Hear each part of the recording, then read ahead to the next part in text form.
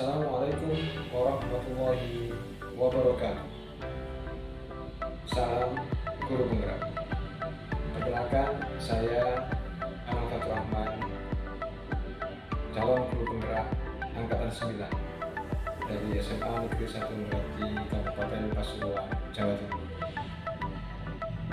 Dan pada kesempatan kali ini, saya akan memaparkan tentang kesimpulan dan refleksi filosofi pemikiran Ki Hajar Dewantoro tahun 2001. Ki Hajar Dewantoro yang juga dikenal dengan Raden Mas Suwardi Suryanika adalah tokoh pendidikan Indonesia yang memiliki filosofi pendidikan yang sangat kuat dan unik.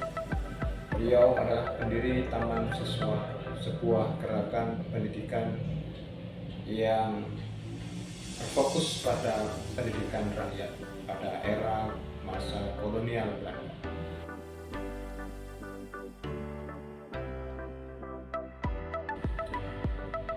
Berikut merupakan konsep-konsep pemikiran yang disampaikan beliau.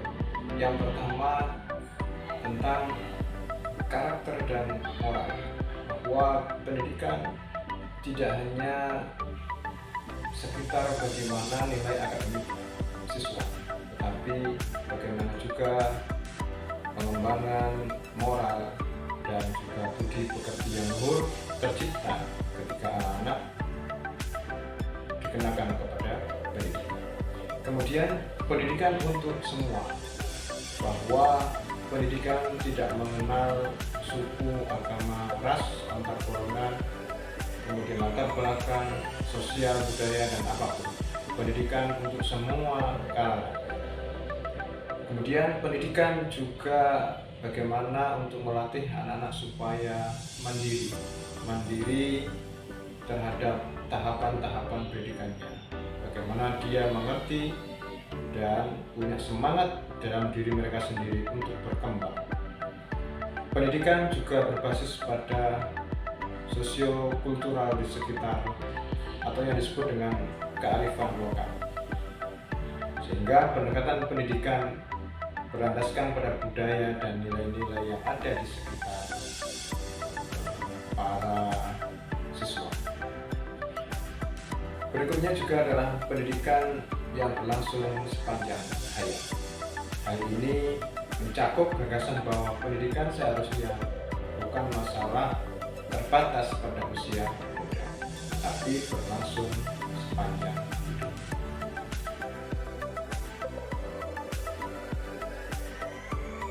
Pelajaran yang saya lakukan cenderung yang pertama hanya fokus kepada penyampaian materi, sehingga saya tidak begitu peduli terhadap apa yang dijelaskan anak-anak.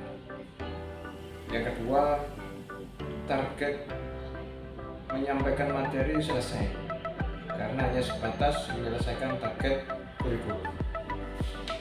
Berikutnya adalah saya sering merasa gagal, frustasi jika anak-anak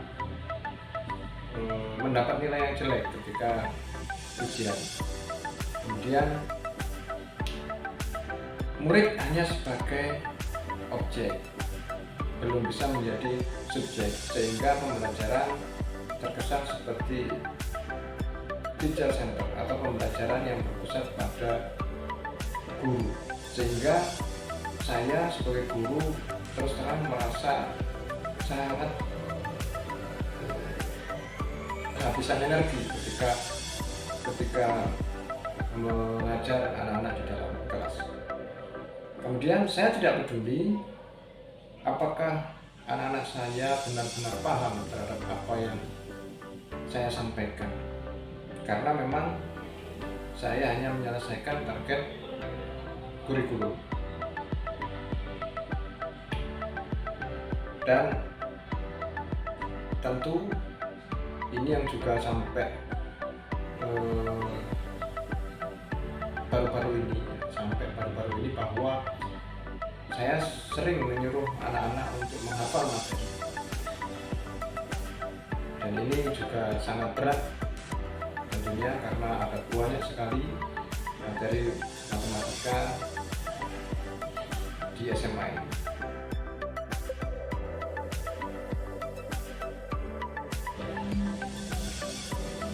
Dan tentu saja setelah mempelajari modul 1.1 ini, saya menyadari bahwa apa yang saya lakukan selama ini tidak tepat dan tentu harus saya ubah. Antara lain, saya melakukan konsep pembelajaran yang menyeluruh.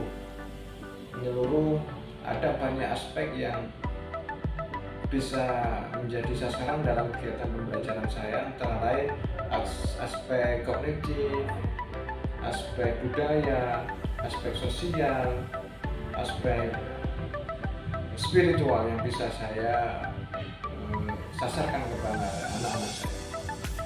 Berikutnya,